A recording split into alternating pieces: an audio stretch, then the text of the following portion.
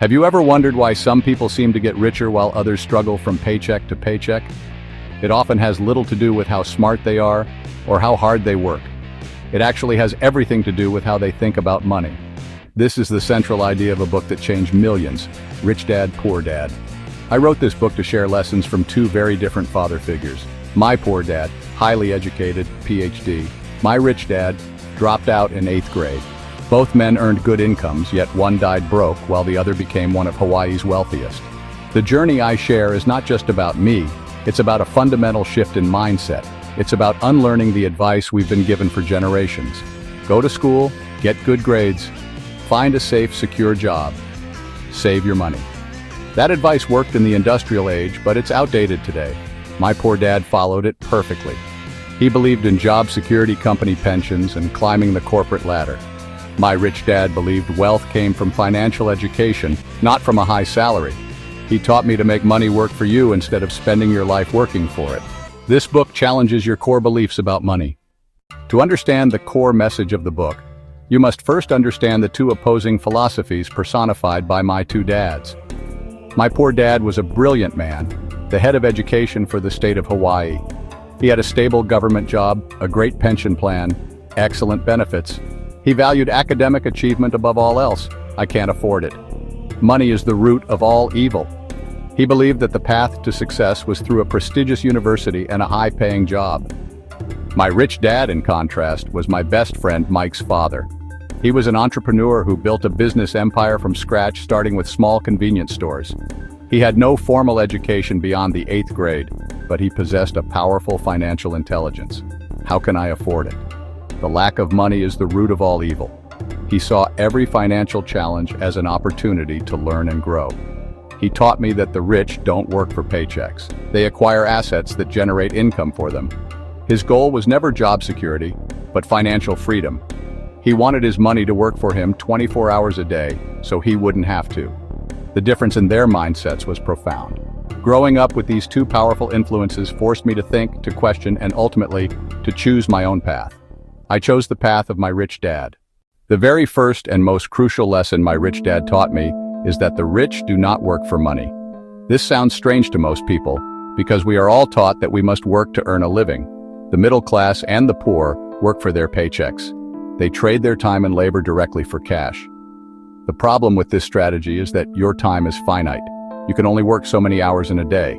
If you get sick, lose your job, or retire, your income stops.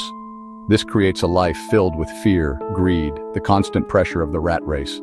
The emotion of fear, the fear of not being able to pay your bills, is what keeps most people in their jobs.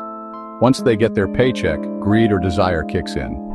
Getting up, going to work, paying bills, then spending any surplus traps them in an endless cycle. Instead of working for money, the rich have money work for them. How do they do this? They spend their lives acquiring assets. An asset is anything that generates income without you having to actively work for it. Think of it like planting a tree. You water and care for it at the beginning, but eventually it grows big enough to produce fruit on its own. Assets are like money trees. The second core lesson is the importance of financial literacy. My poor dad was academically brilliant but financially illiterate. He couldn't read a financial statement. My rich dad, despite his lack of formal schooling, was a master of financial literacy. He always said, it's not how much money you make that matters, it's how much money you keep. And to keep money, you must understand it. Financial literacy is the skill of understanding the language of money. It's about knowing the difference between an asset and a liability. This is the single most important rule. If you don't know the difference, you will struggle financially your entire life, no matter how much you earn. Let me repeat the rule because it is that important. An asset is something that puts money in your pocket. A liability is something that takes money out of your pocket. It's that simple. A rich person focuses on building their asset column. A person from the middle class or a poor background acquires liabilities that they think are assets. For example, most people consider their primary residence their biggest asset. But as I mentioned, a house takes money out of your pocket every month for the mortgage, taxes, insurance, and repairs. It doesn't generate income. It is a liability. The third lesson my rich dad taught me is to mind your own business. This does not mean you should not care about others. It means you need to focus on building your own asset column. Most people spend their lives minding someone else's business. They work for their employer. They work for the government by paying taxes. They work for the bank by paying interest on their mortgage and credit cards. They spend their entire professional life making other people rich. Your profession is different from your business. Your profession is what you do to earn a paycheck to pay the bills. Your business is what you do to build your assets. Ray Kroc, the founder of McDonald's, was once asked by a group of MBA students what business he was in. They all laughed when he replied, "I'm in the real estate business." So how do you start minding your own business? Keep your daytime job. Be a hardworking employee.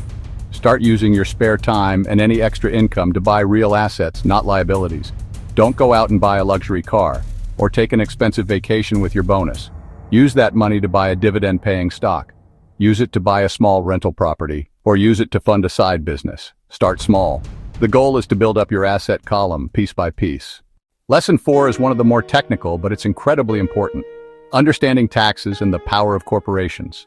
My rich dad explained that the biggest expense for most people isn't their house or their car, it's taxes.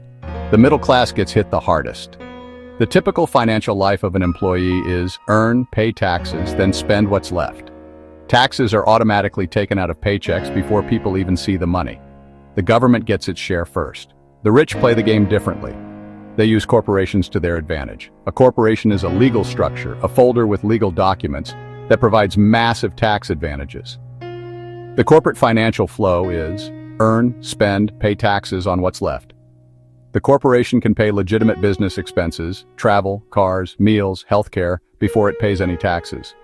This loophole is legal and available to everyone, but only the financially educated use it. My rich dad wasn't against taxes, he was smart about them. He knew the tax code offers incentives for business owners and investors. Using corporate structures legally is a top secret of the wealthy. The rich don't work harder, they understand the rules of the game of money. The final overarching lesson from my rich dad is a powerful piece of career advice. Work to learn, don't work for money. This is especially true when you are young. My poor dad wanted me to find a job with high pay, great benefits, security. My rich dad advised me to look for jobs that would teach me valuable skills, even if the pay was lower. Skills you acquire are far more valuable in the long run than a slightly higher paycheck today. The most important skills for financial success are broader skills like sales, marketing, communication, accounting, investing, leadership. Many people make the mistake of becoming too specialized. A doctor might be an expert in medicine but know nothing about running a business or investing. Selling is the #1 skill for personal success. If you can't sell your product, your service, yourself, you won't get far. Think of your career as a long-term educational journey, not just a way to pay the bills. The main takeaway from Rich Dad, Poor Dad is that financial freedom is available to anyone willing to think differently and invest in their financial education. You must take control of your own financial destiny. Your mind is your most powerful asset. Use it.